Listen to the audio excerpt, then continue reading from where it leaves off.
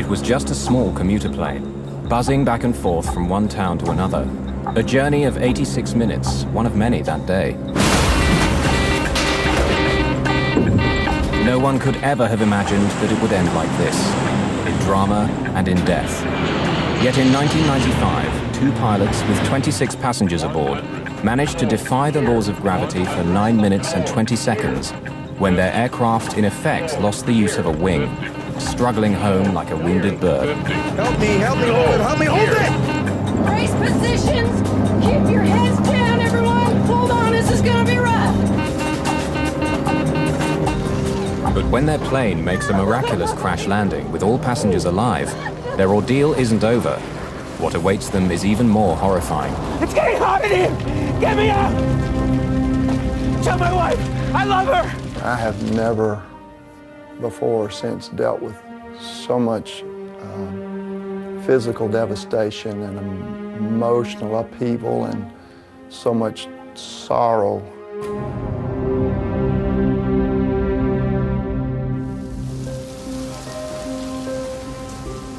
Flying isn't always glamorous. Regional airlines are like the buses of the air, trundling back and forth from one small city to another. Crews operate several flights a day, working for up to 15 hours. They face interminable ground delays and often surly passengers. If a flight gets cancelled, they don't get paid, but they enjoy their work. Atlanta Airport in Georgia has become one of the busiest in the world. It's the home of a very successful regional airline, Atlantic Southeast. ASA serves every town and city of the southeastern United States with a fleet of 83 turboprops.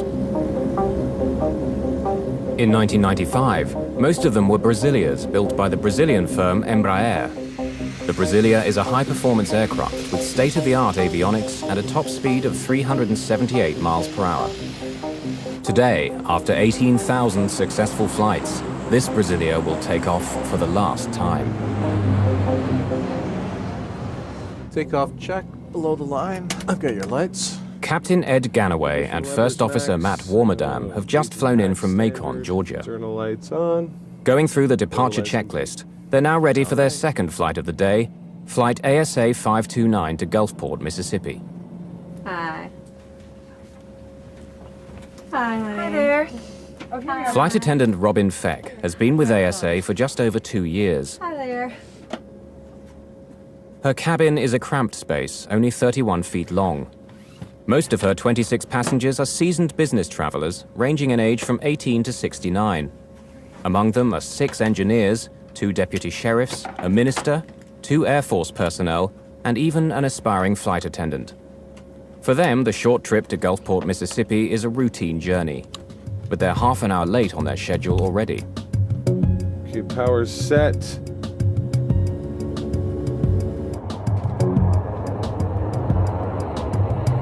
Auto feathers armed. Panels clear. Captain Ed Ganaway, who's been with ASA for 7 years, comes from a family of pilots. He's a skilled and accomplished captain. V1. VR. Pause rate. Gear up. AC 529, contact departure, fly heading 060 now. We'll see you. The two men have only been flying together for 4 months, but get along well. See ya. At 6'3" and 200 pounds, Matt Warmerdam is a tight fit in the Brasilia's cramped cockpit. I think all pilots would agree that the Brasilia was a constant love-hate relationship. It was, at the time, the fastest, sleekest turboprop around. And it was also very tricky to master. The thing was built like a Sherman tank.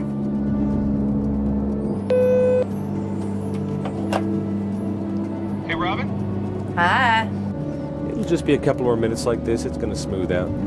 Okay, just a couple more minutes and I'll be able to get up? Yes, ma'am. All right, thank you. See you.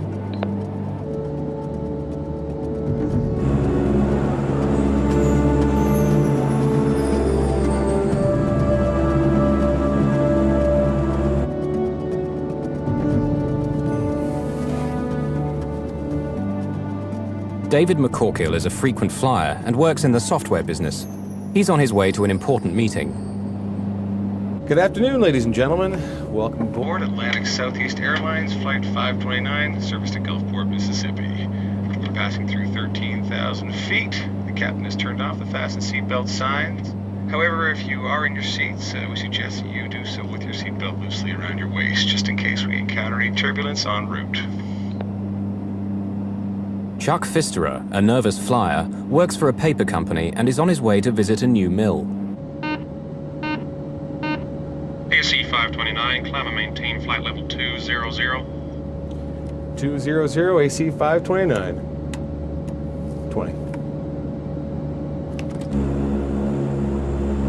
The Brasilia, on autopilot, is climbing towards its cruising altitude of 24,000 feet.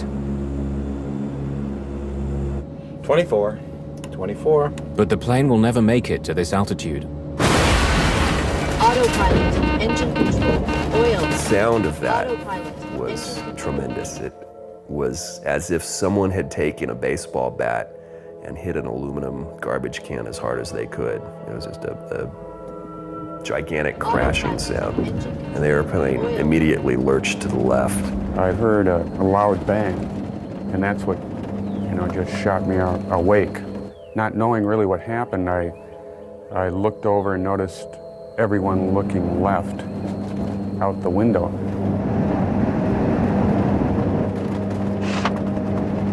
What I saw was very alarming. The outer skin of the engine had been ripped off, or as I determined later, had peeled back because of some force.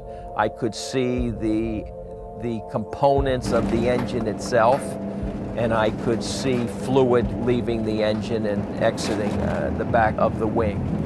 Autopilot, engine Warning lights and chimes go off, signaling trouble in the left engine. The autopilot trips off as a result, and Ganaway takes control of the plane. Autopilot, engine control, oil.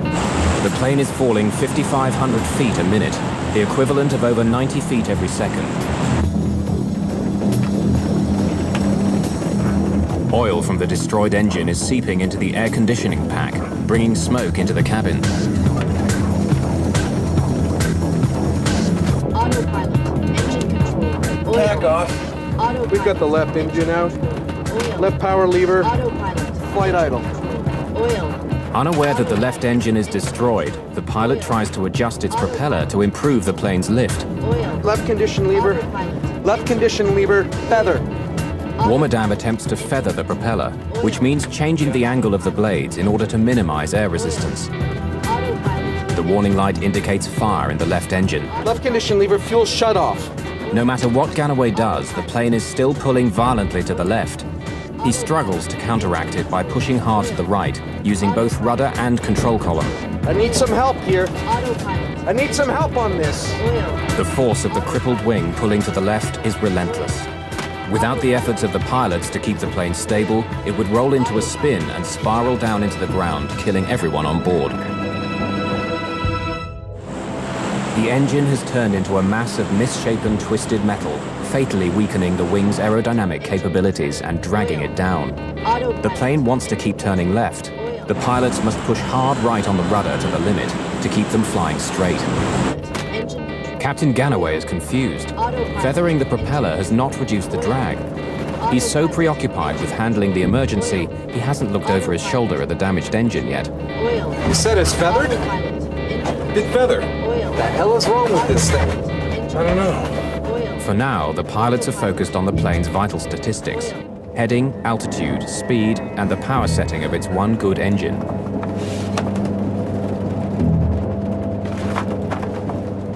Well, these planes were designed to fly with one engine. The airplane is capable of flying on one engine. However, in the case of 529, not only do you have an engine that has malfunctioned and stopped running, but now it is broken from its normal mounted position and canted, which creates a very increased or dramatic aerodynamic effect on the airplane. Let's close these. Oh, sir, you don't need to be looking at that. My reaction was, the hell with you. If I want to look out the window, I'm going to look out the window because these are the last moments of my life. Whoa. It's all right. That's just what turbulence feels like with one engine. Are we gonna make it? Oh, sir, of course we're gonna make it. How can the plane fly like that? Well, these planes were designed to fly with only one engine. We're not gonna make it. What was important wasn't the conversation between the two of us. I think that it was what was in our eyes. I think that she knew that I knew that this was a huge problem and that it probably wasn't going to be something that was going to end without tragedy. Autopilot. The pilots have managed to slow the plane's catastrophic rate of descent, but not halt it. In fact, the airspeed has actually increased to 224 miles per hour. Captain Ganaway is puzzled. He's flown a Brasilia on one engine before and landed it without difficulty. This plane has something very wrong. Atlanta Center. AC-529 declaring an emergency. We've had an engine failure. We're out of 14-2 at this time. AC-529, roger. Left turn direct Atlanta. Flight 529, now flying over Alabama, makes a left turn back towards Atlanta. But the airport is almost 58 miles away. Will they make it? The plane has begun to descend again and at breakneck speed. Warmerdam cancels the master caution warning, finally silencing the plane's alarms. Captain Ganaway experiments with his controls, trying everything. Suddenly, the nose of the Brasilia lifts up and the plane's speed slows to 186 miles per hour. AC-529, say altitude descending to? Right of 11,600 at this time. AC-529. All right, it's getting more controllable here. The engine. Let's watch our speed. For the first time since the crisis began, the pilots can now turn their attention to the passengers. Trim completely here. I'm gonna tell Rob what's going on. Hi. Okay, we had an engine failure, Robin. We declared an emergency. We're diverting back to Atlanta. Go ahead and brief the passengers. This will be an emergency landing back in. All right, thank you. Feck hasn't told the pilots what she's seen of the destroyed engine. She assumes they already know. AC-529, can you level off or do you need to keep descending? The plane is descending again at about 3,000 feet a minute. Ganaway suddenly realizes they won't make it to Atlanta. We're gonna need to keep descending. We need an airport quick. Okay, we're gonna need to keep Descending. We need an airport quick. roll the trucks and everything out for us. AC-529, West Georgia. The regional airport is at your 10 o'clock position and about 10 miles away. But the air traffic controller, too preoccupied with handling the crisis aboard Flight 529, fails to notify emergency services. Flight 529 makes another wide left turn that brings it on course to land at West Georgia Regional Airport. Let's get out the engine failure checklist, please. Engine failure in flight. But they don't get a chance to diagnose their problem. AC-529, say heading. Turning to about 310 right now. AC-529, roger. You need to be on a 030 for West Georgia Regional, sir. Roger. We'll probably turn right. We're having difficulty controlling right now. You see your brace positions? Brace position. Good. Good. Ma'am, will you accept responsibility for opening the door when the plane stops? No, okay.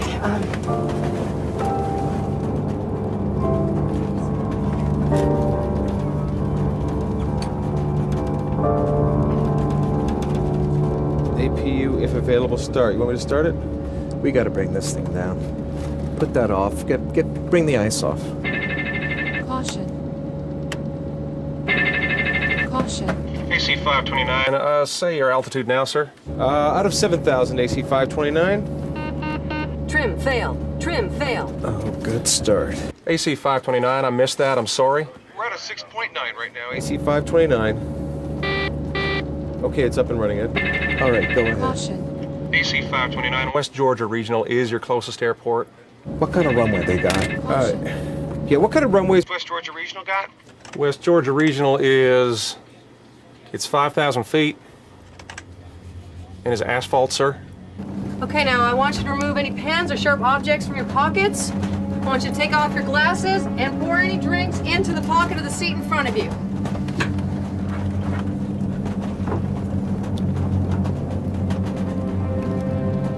we had to put the drinks in our pocket in front of us. I think that shook a few of us. And I kind of noticed it wasn't going too well, but most folks on that flight were business folks that flew real frequent. So, you know, there was no screaming or panicking of any sort. Based on the fact that I was going to die, I dealt with it in the best way that I could, which was just to try to absorb it, accept it, and deal with it. Okay, Mom, practice. Take your seatbelt off and on, okay? That's it. Okay, if there's smoke and the door in front of us is blocked, you gotta get down on your hands and knees and crawl to the back, okay? So count the rows. We gotta get out of the 5th row.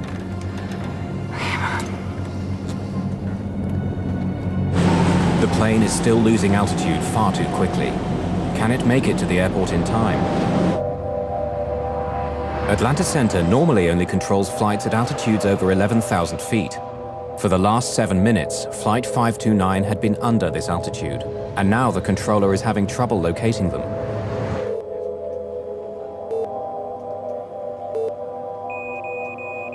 AC 529, I've lost your transponder. Say altitude. We're at a 4.5 at this time. AC 529, I've got you now, and the airport's at your... Say you're heading now, sir? We are heading 080. Roger. You need about 10 degrees left. West Georgia Regional Airport is only 8 miles away, beneath the clouds. 2 minutes flying time, but they're not sure they can keep airborne that long. I'll tell you what, let me Put you on approach. He works that airport, and we'll be able to give you more information. Contact Atlanta Approach at 12.0. Atlanta Approach Air Traffic Control. It monitors planes within a much smaller airspace, including West Georgia Regional Airport. The Brasilia, now at 3,400 feet, has slowed its descent to 1,800 feet per minute, but that's still too fast. They won't make it to the airport.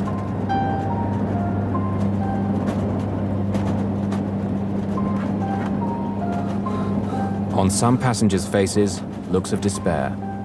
Others are angry and bitter, but most are thinking about their loved ones. One woman writes a goodbye note to her children on a torn book cover. She writes, "I love you. You are the lights of my life. Always, Mommy."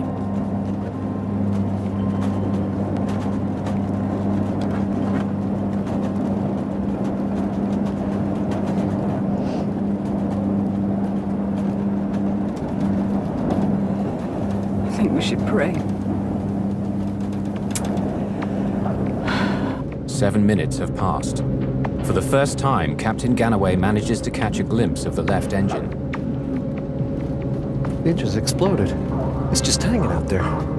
This was something his instruments hadn't told him. It's no simple engine failure. The engine is just dangling off the wing. He knows he could land a Brasilia with a failed engine, but not when it's torn apart. This is something his training hasn't prepared him for. He wishes he could see through the clouds.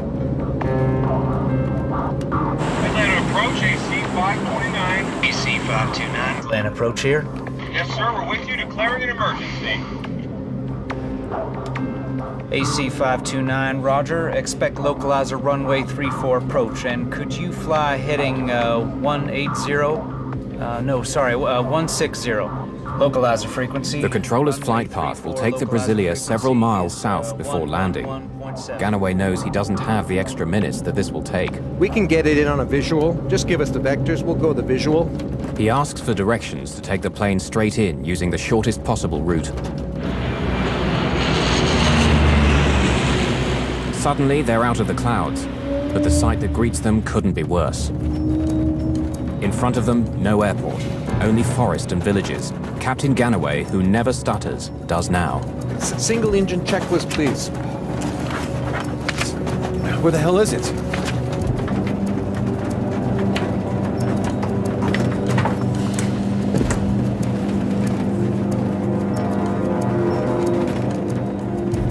Robin Feck is puzzled.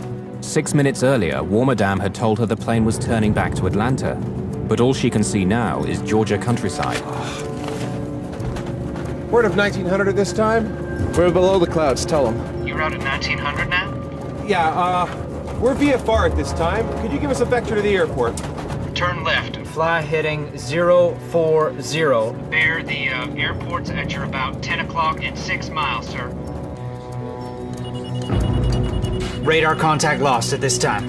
The plane's low altitude shocks the controller. 1,900 feet. Only a minute earlier, it had been at 3,400 feet. The descent is far too fast. Remember, brace yourselves. And once we get out to where we're going, flight to the plane comes to a complete stop before we can get out. Okay, brace positions, please. Brace positions. Sir, heads down, please. Robin Feck, too preoccupied by the safety of her passengers, looks out of a window and suddenly sees the tops of the trees. She has but a few seconds left to strap herself in her jump seat before impact. Brace positions. Keep your heads down, everyone. Hold on, this is gonna be rough. The airport is only 4 miles away, but too far for the crippled plane. The pilots have to attempt a crash landing in a field. Help me hold it. Over there.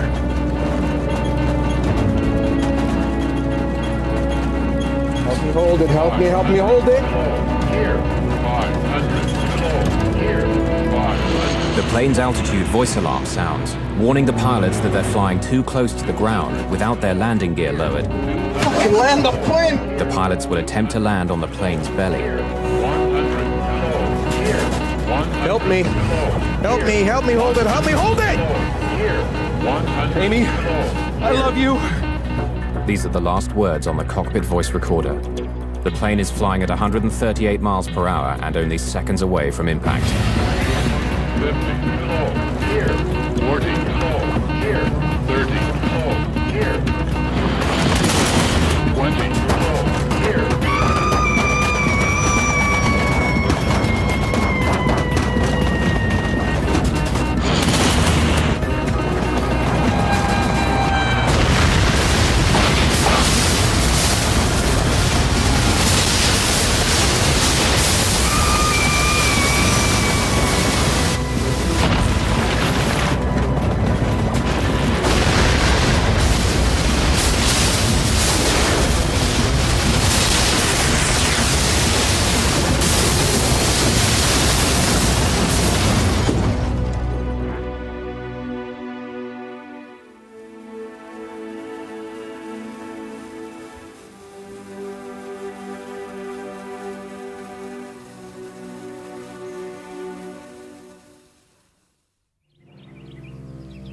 The plane had landed in a small field in Burwell, a sleepy farming community near Carrollton, Georgia, where nothing major ever happens. Many neighbors witnessed the plane coming down.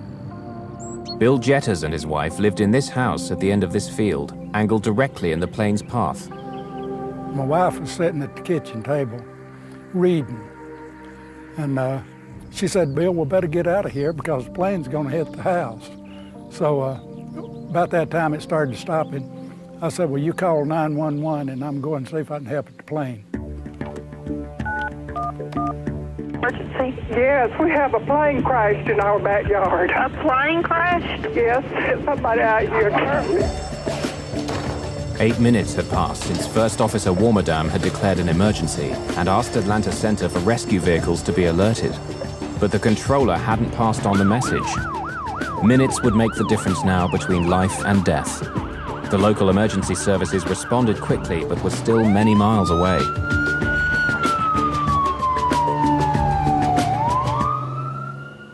For almost a minute after impact, there's an eerie silence. The plane fuselage is broken in two. Could anyone survive?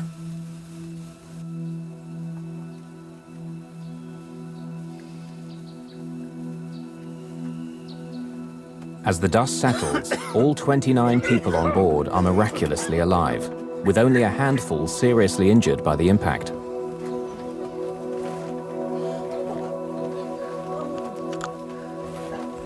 It was an amazing situation only because I just couldn't even believe that I was alive at that point, and I couldn't believe that I was looking at something that was real. But a new disaster is gathering. Fuel from the shattered wing tanks is pouring onto the ground.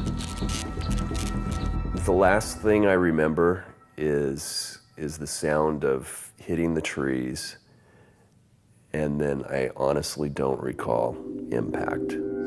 Captain Ed Ganaway has been knocked unconscious by a blow to the head during the impacts. When First Officer Matt Warmerdam regains consciousness, he realizes they're stuck. The cockpit door is jammed and smoke is slowly seeping in. He reaches for the emergency crash axe. The cockpit window is the only way out. The next immediate thought I had was, now we're going to blow up. So get out of there. It was burning, right in the opening. So I just jumped over. And I headed towards the opening, and I walked out of the aircraft, and I walked away from it. The sparks ignite the fuel vapors, creating a blazing fire. Within seconds, the fire spreads to the fuselage. In the rear section of the plane, the passengers are now trapped by flames burning at 1800 degrees centigrade. They can hear screams from the field outside, where some passengers are already suffering from terrible burns. To escape, they too have to run through the fire, not fall in it, hoping for the best.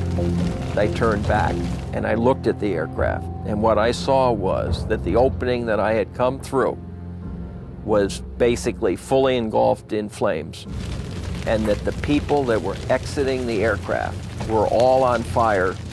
Some of them would, roll in the grass to try and put the fire out, and sometimes that made it worse because there was spilt fuel, and then they would get even more ignited. And the whole situation got uglier and uglier in the sense that you would all of a sudden see people with their clothing burned off. You would see people with red skin that you could see was burnt. You could actually see some people whose flesh was like dropping off of their bodies or their faces. It was just a horrible situation that was taking place, and it was getting worse and worse.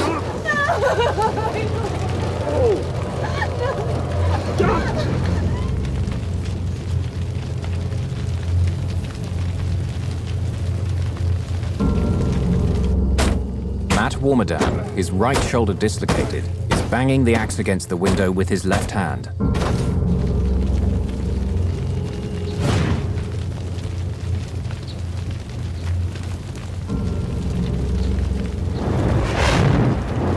Person's clothes were on fire, and she was on the ground. I think it was a woman. She was on the ground, and Robin said to me, she says, take off your shirt, take off your pants, try to beat the flames out. And I did that. One gentleman I saw was crawling, completely engulfed in flames, and another one that was, most of his clothes was torn off. Now, whether they got torn off in the crash or he tore them off himself, I don't know. I helped him away from the airplane and brought him up towards my brother-in-law's house. And all he had on was his shorts, and his skin was, excuse me.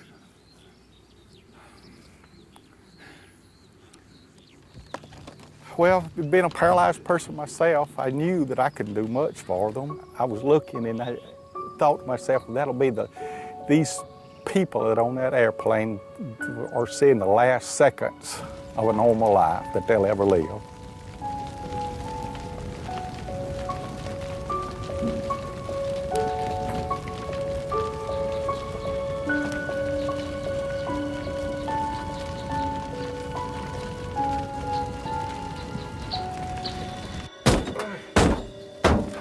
Aircraft glass is much thicker than what you would see on like an automobile windshield. It's several different composite layers that have been temperature treated together to make it a very, very tough surface. And with each swing of the crash axe, I was only able to chip away a small piece of glass. I need some help! I really did feel kind of alone there. I'm looking around left and right, and there's no other fools that close, at that second. But even though passenger David McCorkle believes that the plane might blow up at any second, he goes to Matt Warmerdam's rescue. Can you help me? I haven't got enough room inside to swing it. Hit. In here. Hang on a second, hang on, I gotta get some air. The oxygen cylinder in the closet behind the co-pilot's seat punctures. It'll make the cockpit fire much worse. Okay. Go ahead. Okay.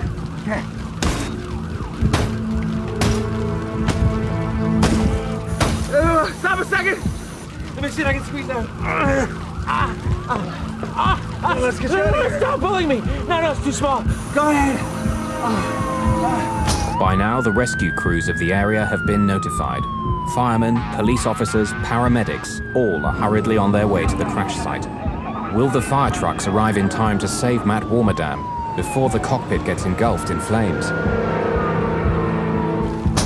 David McCorkle is exhausted trying to break the strong glass.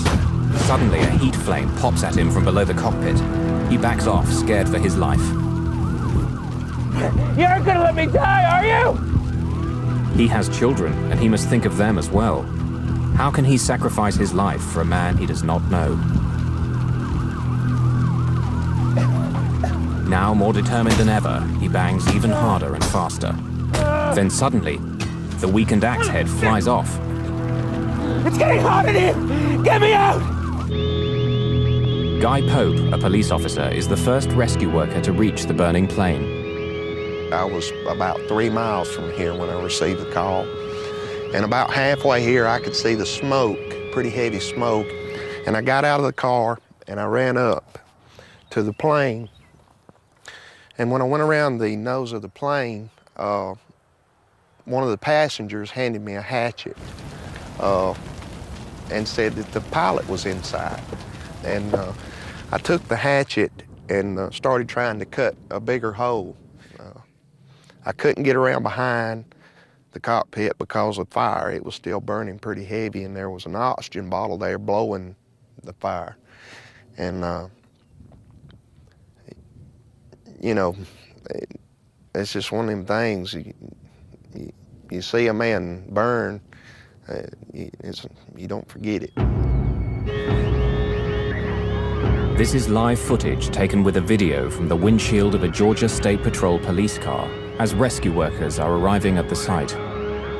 At this moment, all passengers are out of the two sections of the broken plane, except pilots Ed Ganaway and Matt Warmerdam, who remain prisoners of their cockpit. Well, first off, I had to tear the back of the cockpit out. It had burnt and there was no door or visible door or anything like that, so I actually took my hands and tore it out. When I started to pull him out, he looked up and he said, "Tell my wife, Amy, that I love her."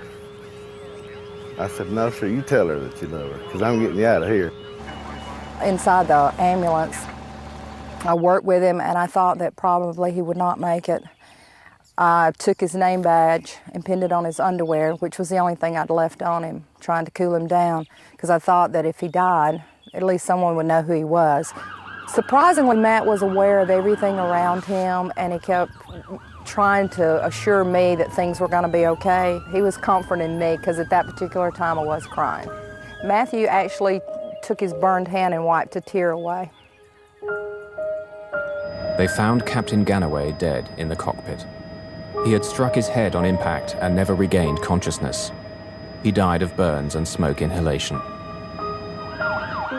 The crash survivors, some with broken bones and others with burns ranging from minor to 92%, are rushed to various hospitals in Georgia.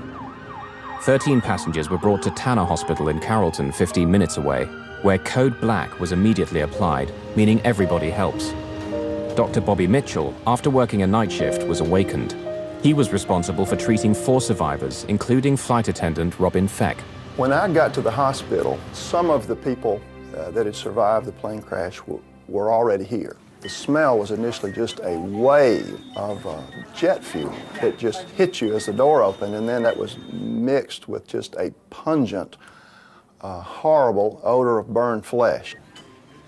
Ms. Feck, she had a cut on her scalp and a couple of broken bones, like a collarbone and an arm, and she was in a great deal of pain herself, although she didn't particularly want me to be dealing with her. She said, you get back with them, and the orthopedist soon took over her care. She was clearly still trying to care for her passengers.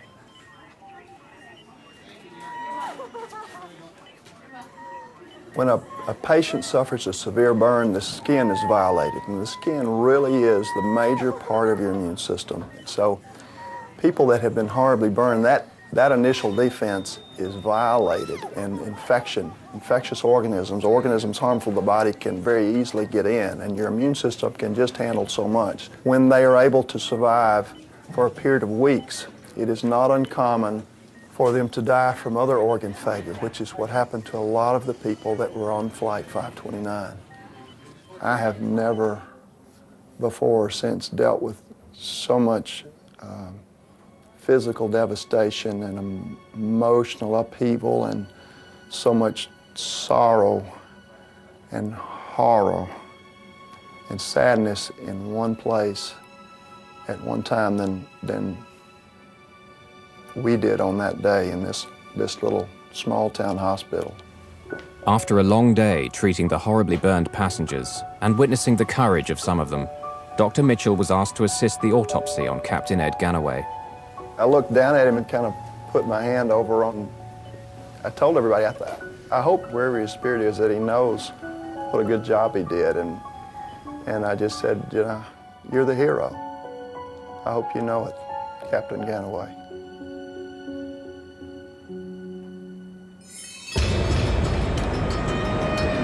Regional airlines are a North American phenomenon. In the early 1960s, a small band of independent airlines first became known as air taxis, which in time became commuter airlines, then finally regional airlines. In 1978, the US deregulated the airlines, and as the small and mid-sized cities became the economic engine of the country, regional airlines prospered as never before. The National Transportation Safety Board in the United States is responsible for investigating air disasters. Its GO team is on duty 24 hours a day to fly to the scene of any major crash. The NTSB will have several subgroups working at the same time, each examining a particular part of the plane. Gordon Jim Hookey, an aerospace engineer, was in charge of the propeller maintenance group.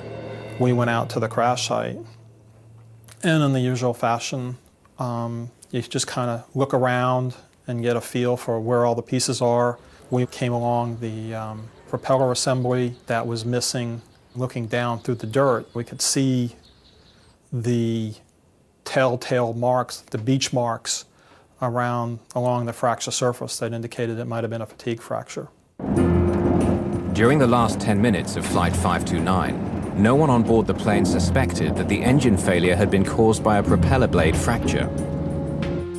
Hookey had good reason to be concerned by the broken propeller blade. He'd seen it all before.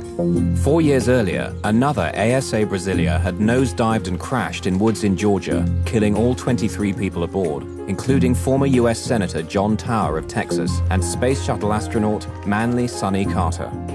The NTSB's investigation of that incident had found the crash had been caused by a badly designed propeller control unit, and they blamed the manufacturer, Hamilton Standard.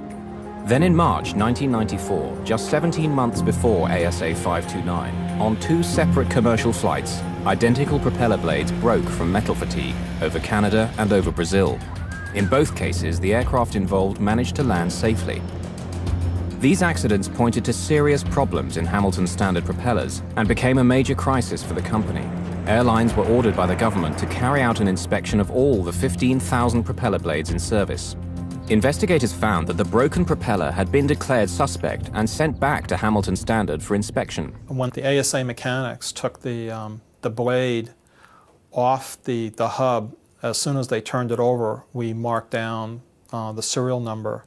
So when we went back to do the records, we could immediately go to that particular blade. Investigator Jim Hookey took the broken blade stub to Atlanta Airport. From there, it was sent to the NTSB laboratory in Washington.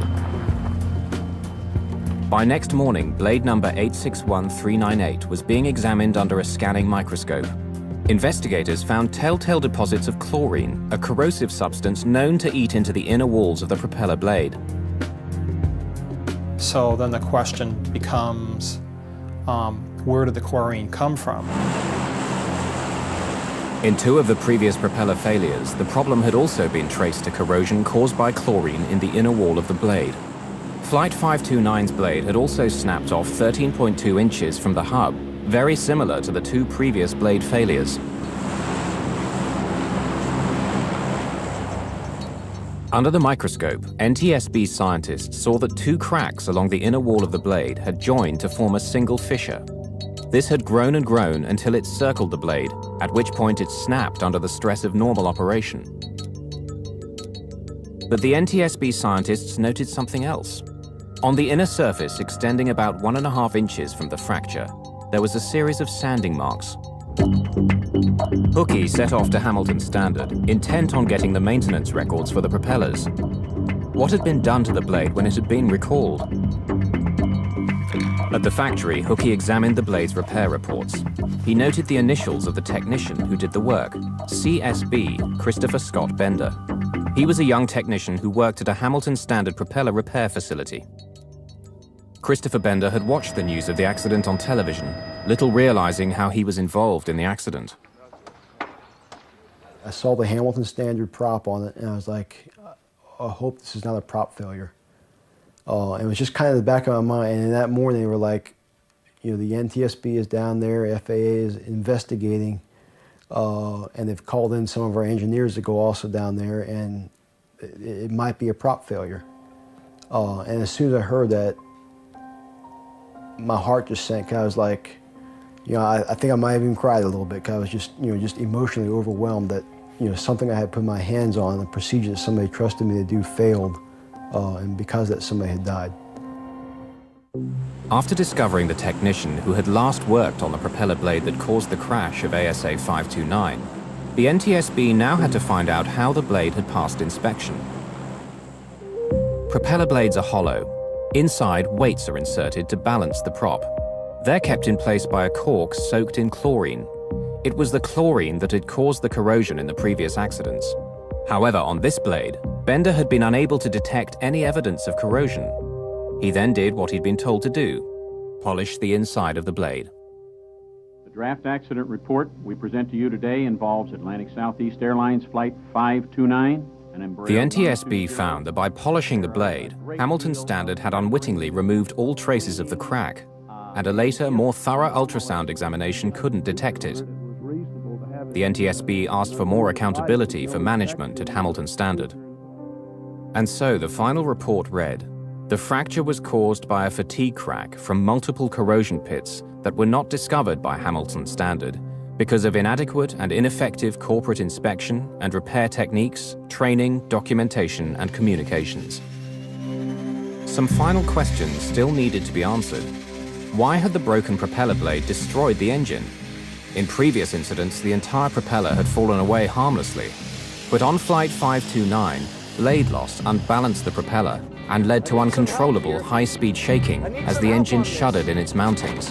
This was the ominous hammering sound heard by the passengers. It literally ripped the engine open and left the useless propeller jammed against the wing. The flight crew weren't handling the engine failure as a true engine failure in that some mechanical malfunction occurred and the engine stopped running. They didn't know that the engine actually had vibrated significantly and broken from its mount and actually canted or twisted on the wing. The NTSB found that the rescue services might have arrived more quickly if controllers had heeded Matt Warmerdam's request for help on the ground, given by radio 6.5 minutes before the crash. Another key NTSB recommendation was to replace the flimsy crash axe that had failed in Warmerdam's rescue with a sturdier model. Investigators praised the crew of Flight 529 for the way they dealt with the crisis, calling their reactions reasonable and appropriate. But the board could offer little advice on the one thing that had caused all these deaths: fire. The conundrum is, how do you make a fuel burn in an engine but not ignite when it's spilled? One way to reduce the severity of post-crash fires is by utilizing less flammable fuel. In 1984, the Federal Aviation Administration and NASA decided to test a new, safer fuel by staging an accident using a remote-controlled plane. Unfortunately, it was not a conspicuous success.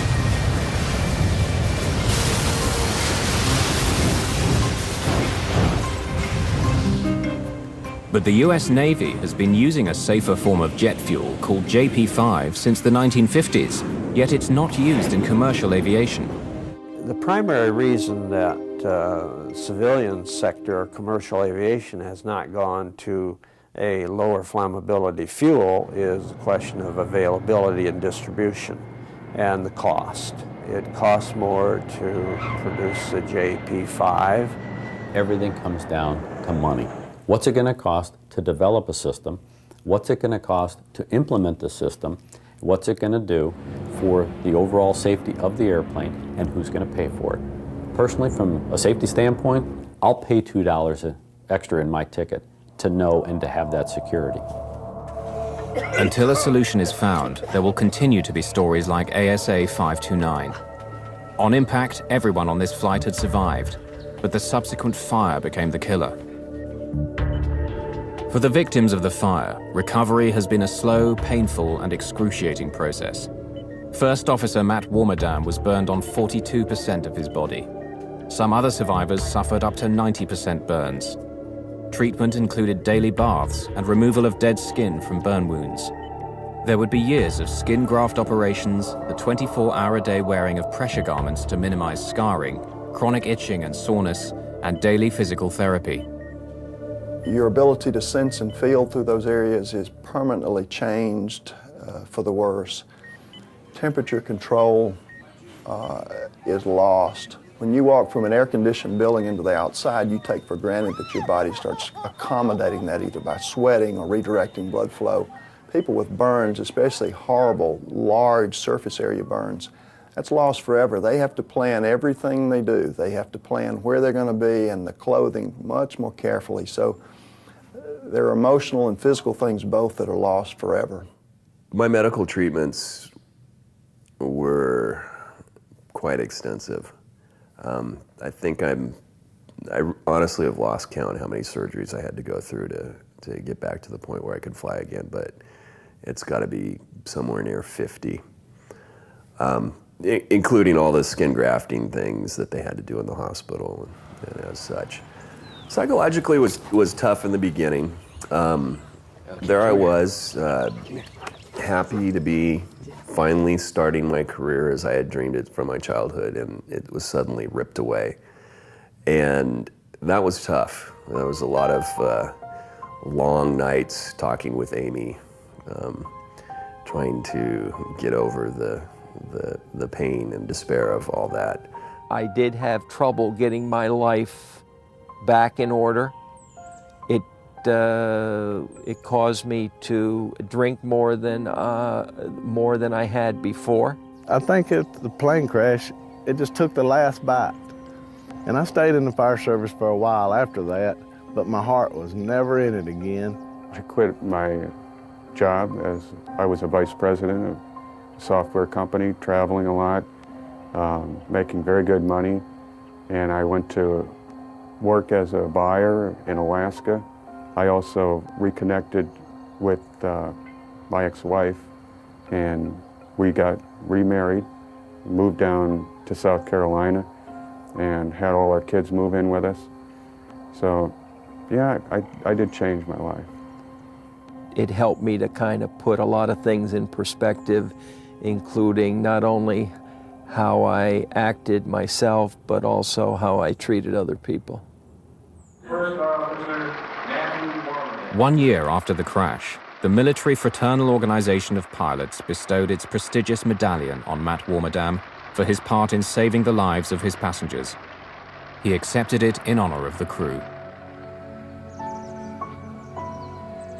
Seeking closure on the trauma of the crash, residents built a memorial to the victims of Flight 529 behind Shiloh United Methodist Church, a short distance from the accident site in Burwell. You know, I wish this had never happened. I wish I could go back in time and fix it and take care of it, that it didn't happen. You know, I don't know if they believe in God or not, but I pray for them that God comforts them through the hurt that they've had in their lives.